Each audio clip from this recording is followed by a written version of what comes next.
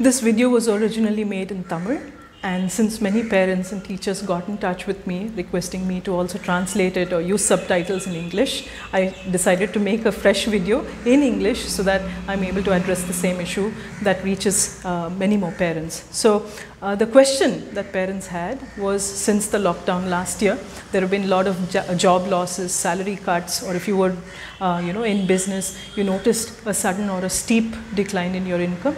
This has naturally affected the way the family would spend money or spend time together over the weekends and things like that.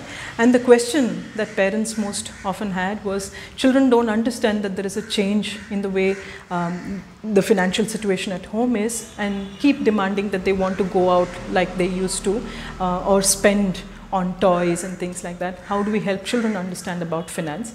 Now, before we go into financial planning or teaching children about money, there's a very important aspect that I need you to also understand in this whole context. Many times as parents, when we are at home, we tend to be crisis intervention parents, meaning that we spend time with children only when we are sorting out a crisis or solving a problem. And at other times, you're looking at a gadget or mobile, or we are looking at our own work, cooking or cleaning or something like that. And we hardly spend any time with children. So many children register love and affection as the only thing that is possible when you go out shopping, because when you're outside shopping, you're probably spending a lot more time paying attention to the needs of your child. So children sometimes, register these kind of experiences as bonding experiences, and it need not necessarily mean that they're asking for toys. It could have registered in their mind in a very different way. So if it's done that way, if you develop the quality of the relationships at home, usually children settle down. Having said this, let's go into how do we teach children the 4 basic habits around money, and what is the best way to start doing this. Now, for very young children, I use finger puppets. Now, you can build a story around these puppets here. Now, this bird here could be the character whose story revolves around sharing money or donating money and things like that. This frog here could be the one that's always saving money and who's very careful around money. And the lioness could be the one that's always spending money, who's very excited about spending money and so on. So what you need to do is to build a small story and let children understand that there are 3 different characters in this whole thing.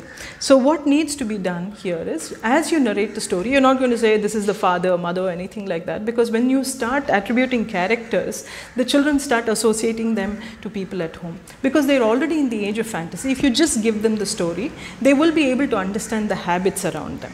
Once you've used this, if you notice that the children are always, or your child is always looking at the one character who's spending a lot, or is always attracted to the person who is saving a lot, it will start reflecting your own habits around money.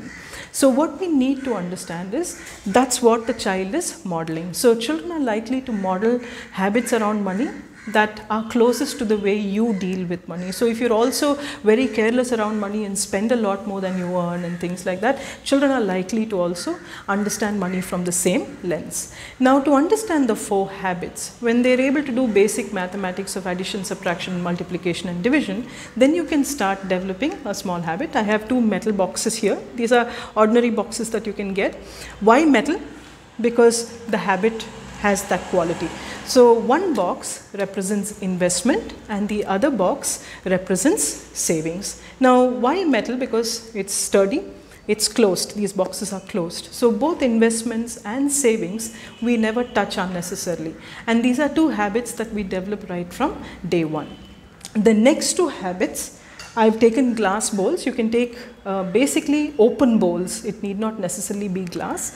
I've used glass because when I teach children, I let them know also that you have to be extremely careful around these. But the 2 habits that I'd like to set here, one is spending and the other is sharing or donating. Now, right from the beginning, if you let children understand that when you have a lot or when you have something, it's nice to share, they're not going to keep on putting them up on Instagram and Facebook saying, today I fed one person, today I did this. It becomes a natural aspect of their personality and their regular habits. So it's important for us to understand that when we're giving, we do it in a very gentle and secretive way, because we're not doing something great. We're just making sure that we're sharing what we have.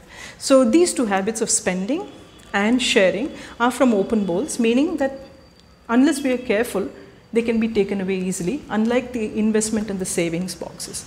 Apart from this, if you also have a lot of loans and EMIs, let children know that as well. So let them know first the earning members in the family and how much each one earns. Now you may say, I'm in business, I don't know how much I will earn on a particular month. Give them an average number to work with. Once children know what the number is, let them know how much will go into investment, how much would go into savings, how much can be spent, and how much can be used for donation and sharing.